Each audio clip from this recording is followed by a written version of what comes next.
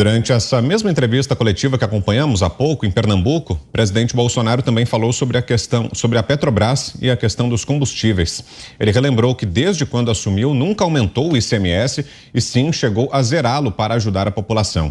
Segundo o chefe do executivo, é um crime cobrar R$1 de ICMS por litro de óleo diesel, além de fazer um alerta.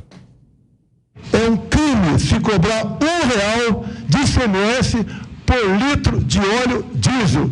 Como eu apelei o mês passado, a Petrobras pode quebrar o Brasil com isso. E os governadores, que há 4 meses, quando decidiu um projeto que não era meu, mas nós apoiamos, em diminuir o ICMS do diesel, que estava em torno de 70 centavos, diminuía para 40, mas na verdade passou para R$1. Um comum acordo do CONFAS, que sempre lutou pelo interesse dos respectivos governadores e não pensando na economia popular e na população brasileira. Bolsonaro também falou sobre outras questões como moradia, aumento para servidores e a morte de um homem durante a abordagem da Polícia Rodoviária Federal no Sergipe, defendendo o julgamento dos oficiais, mas sem interferência e pressão da mídia. Abra esse giro com você, Zé. Temos 1 minuto e meio. Olha, o presidente toca num ponto muito importante. É sobre a abordagem, sobre o que se fala da polícia, e eu sempre digo que esse caso aí, esse debate tem lado. É polícia ou bandido? Como diz aquela frase famosa, né, na área policial, de que polícia é polícia, bandido é bandido. O policial bom, ele não guarda, ele não protege o policial corrupto. Ele não protege o mau policial, porque o mau policial coloca em risco o bom policial. Esses casos aí em que se revela, por exemplo, antecipa para os bandidos ações da polícia, operações, isso coloca em risco o bom policial. Mas o que há é uma má vontade que foi relatada pelo presidente Jair Bolsonaro. Antes de investigar, antes de ver o que está acontecendo, já se sai atirando contra a Polícia Rodoviária Federal. Os nomes dos agentes que estavam ali foram identificados, eles foram afastados, e aí haverá uma definição, e se houver mesmo um exagero por parte, como tudo indica, eles serão devidamente punidos. Mas é o seguinte, eles aproveitam para tentar atacar a imagem da Polícia Federal. Esse é um ponto. Sobre os governadores, o presidente do Senado, o Rodrigo Pacheco, está até agora lá fechado com os secretários de Estado, né, que não querem aceitar aquele projeto aprovado na Câmara, que depende do Senado, que coloca um limite na cobrança de impostos de combustíveis. Os governadores acham muito prático.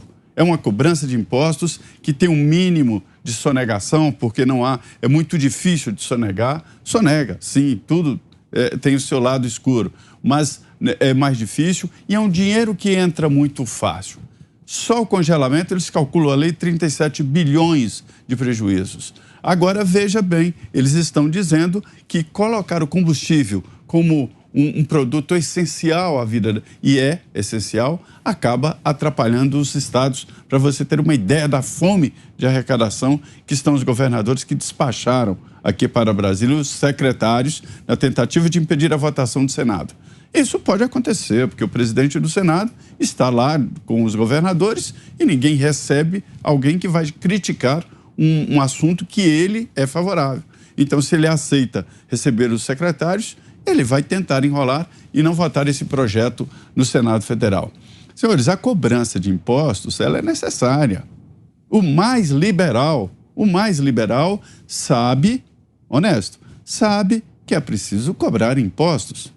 Nós criticamos uma máquina pública pesada, ineficiente. Quando você precisa de algo no setor público, é um trabalhão danado e é tudo muito caro. Isso sim cabe crítica. Agora, pagar impostos é inerente à vivência em comunidade, como se cobra um condomínio, por exemplo, né? Mas o exagero, aí não. Ninguém gosta. E atrapalha a própria economia, porque o imposto vai aumentando e começa a sonegação e começam a quebrar as empresas. Então, essa é a situação. Os estados têm, sim, que colaborar. E o presidente Jair Bolsonaro colocou o dedo na ferida, mostrou como é feita a composição do preço do combustível que entra no tanque do seu caminhão, do seu carro de passeio. Então é só assumir cada um e diminuir na medida possível. Senhores, nós estamos em guerra. Você, Fiuza, 1 minuto e meio. Olha, é uma extensão do assunto anterior, né?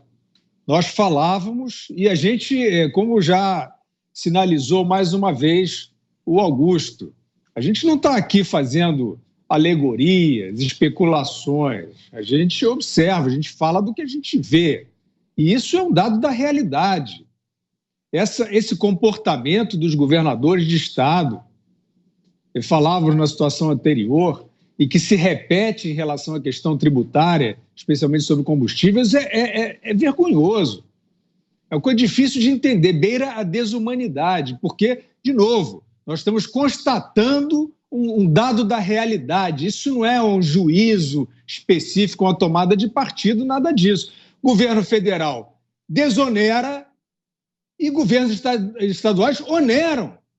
Isso está na cara de todo mundo. Quer dizer, o país tendo que fazer sacrifícios e esses governadores achando que vão surfar numa onda antibolsonarista, como disse a Ana Paula, o antibolsonarismo psicótico. O outro achava que ia sair dessa demagogia toda, presidente, já desistiu, aquele de São Paulo. Então é isso. É uma pena que nesse momento nós tenhamos agentes públicos governando os estados sem a menor empatia, que virou a palavra da moda, muito mal usada, sem a menor empatia pelo momento da sociedade e a necessidade do sacrifício. Diga, Ana, 1 minuto e meio.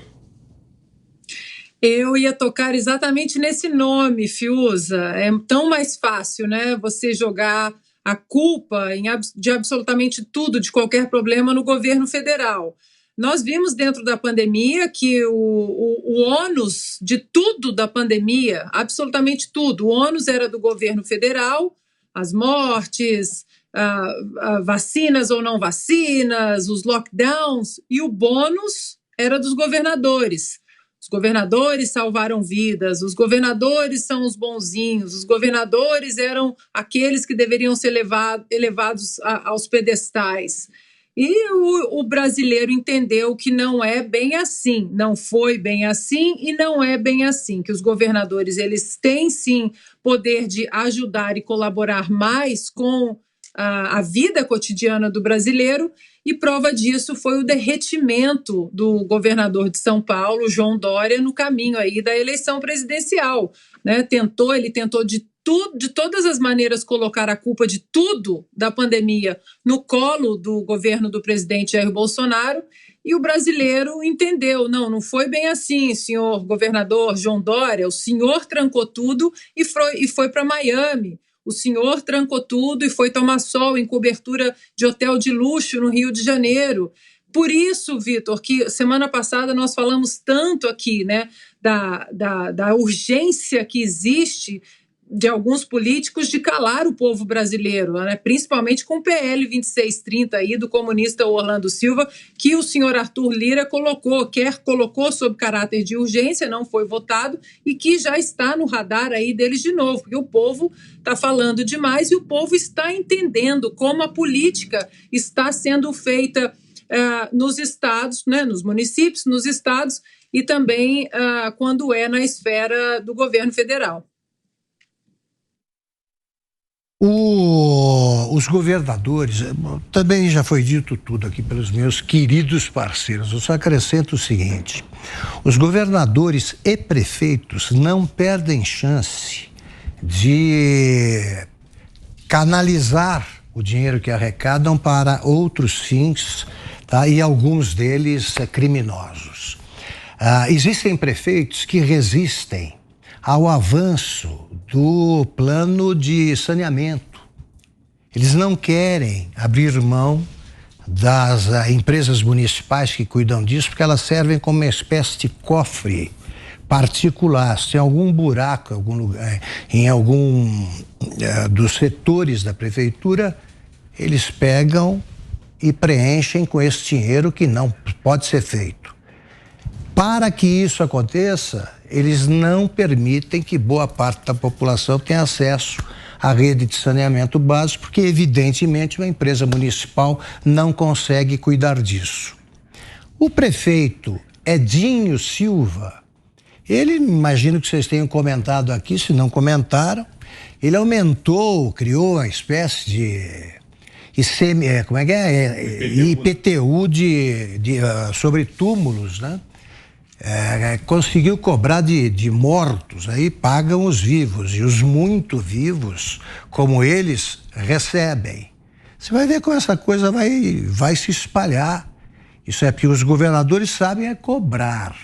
Eles deixaram de gastar um dinheirão durante a pandemia, graças ao que receberam do governo, e ainda assim, todos entrando no azul em 2021, e 2022, e ainda assim eles tentam saquear o pagador de impostos e não contribuem para nada.